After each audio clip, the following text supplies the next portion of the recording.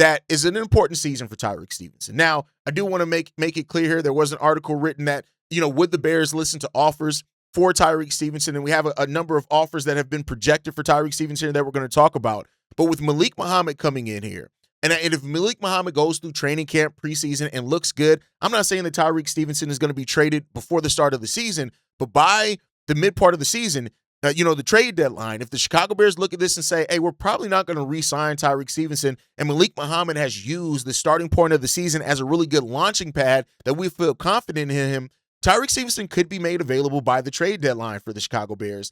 And I think that, if you can, not to say that the Bears are going to get a whole lot back for him, but it is something that is on the board. And I don't think you can completely count out that Tyrique Stevenson may not be moved by the Chicago Bears this offseason. I'm not going to say that it's likely either, right? But I'm going to say that it's definitely something that you can't look at and say there's no way that they move Tyrique Stevenson.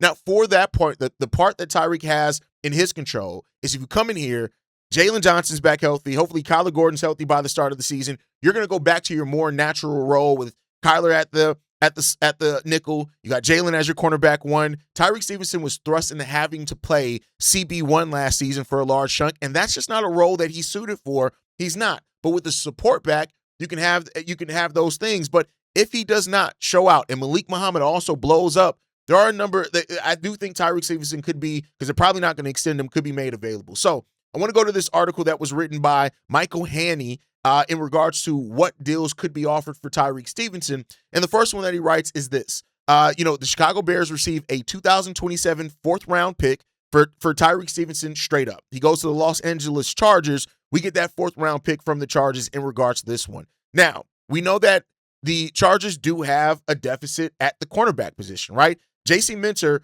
is, no longer there to help prop up the defensive backs there.